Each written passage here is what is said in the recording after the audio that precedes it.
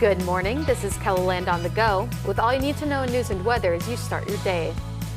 2 people wanted in South Dakota for human trafficking have been arrested after more than 8 years on the run. The U.S. Marshals Service says 49-year-old Shilada Gordon and 53-year-old Maisha Gordon-Hewley were arrested in Grand Prairie, Texas on Monday. The two were charged with multiple felonies in Hughes County in 2017. Authorities believe the two were living in multiple states, including Florida and Nebraska, while avoiding arrest. Sioux Falls residents cast their ballots for the city's next mayor on Tuesday. 5 candidates were looking to replace current mayor Paul Tenhaken. And while it took some time before we started seeing results, around 9:30 Tuesday night, they started rolling in. Here is where they stand right now. So far, former state representative and former city councilor Christine Erickson is in the lead with 37%. Then not far behind is current state senator Jamie Smith at 28%. Third, currently is state representative and former city councilor Greg Jamison at 18%. Fourth is former downtown Sioux Falls executive director Joe Batchelor with 15% of the vote, while local activist David Zakaitis is in the bottom with 2% of the vote. Keep in mind, if no candidate receives a majority or more than 50% of the vote, we will have a runoff 3 weeks from Tuesday between the top 2 candidates. Stay with KELOLAND News online as the results become final.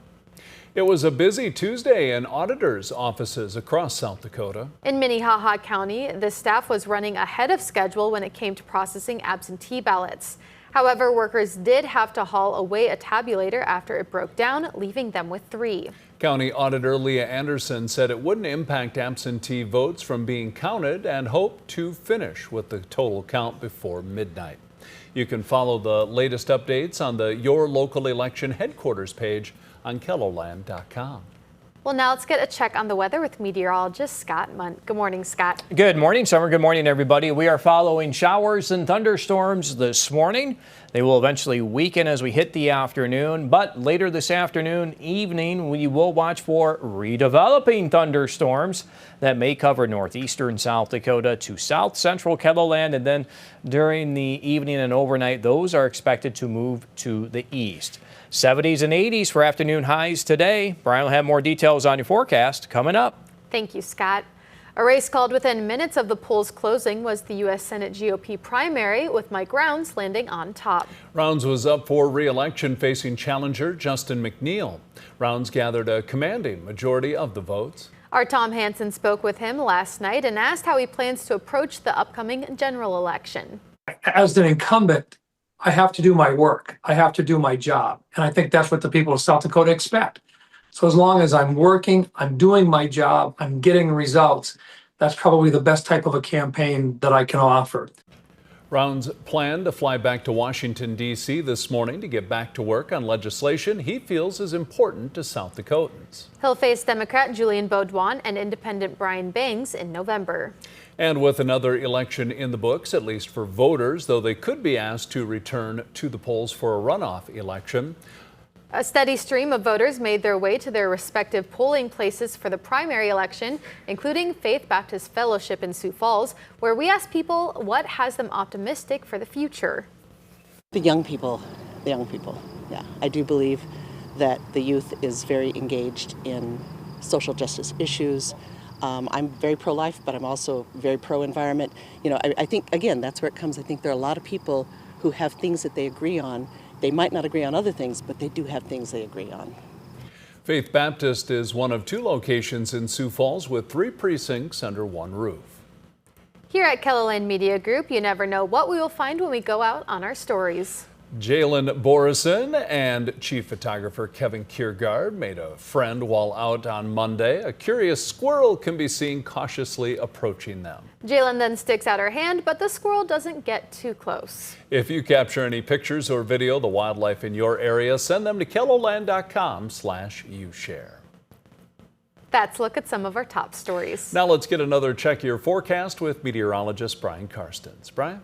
All right, watching the radar picture this morning, you can see how the rain is moving east. You can also see the intensity of some of that rain from Platte to Mitchell. My goodness, that's so welcome to see that this morning. No severe weather here, and in the recent outlooks, at least early this morning. I do want to comment, though, that we have had some aerial flood advisories out there toward Pine Ridge, and a lot of rain. In fact, some of our Doppler radar estimates have been upwards over 5 inches or more. We'll have a rundown of more rain reports as we go throughout the day today, but I do want to quickly look at where we're going next here. We've got another round of storms in the forecast later today and tonight, so that's why you're seeing that slight risk across eastern South Dakota. At this point, it looks like those storms will try to flare late in the afternoon on the western flank of that slight risk. So that's where we need to kind of watch the weather. Let's go through this. Here's your decaying area of showers and thunderstorms moving in west of Sioux Falls. Probably by midday, a lot of this will kind of wrap up here. So then we'll start to refocus. I'll be curious to see if anything does fire up between Mobridge and Aberdeen. That's been kind of hinting at that. And then other storms in north central Nebraska, maybe up toward Mission again. Mission had hail last night. There's probably going to be some more severe weather embedded with this, so make sure you've got a way to get warnings, as there we go, another broken line of storms from Aberdeen to Chamberlain to Winter, and then that will move east. Sioux Falls, we're probably not looking at rain until well after 10 o'clock tonight. Could be even after midnight as that line of storms moves east. Tomorrow, well, we're not done yet. Take a look at this. There's the storm potential there into western South Dakota. The main low pressure center will be parked around Pine Ridge. I could see storm cells there. I could see storms in the northeast and even in the southeast. Well, we're not immune to that possibility as well. We'll see how those things organize later in the evening there Thursday. Highs today, 85 in Mitchell, 83 degrees in Brookings. So another warm day. Here's your 7-day forecast. We've got a lingering chance of rain early Friday. A lot of the severe weather will shift to the south. The weekend will start dry. It'll be plenty warm, at least in the mid-80s for Sioux Falls on Saturday.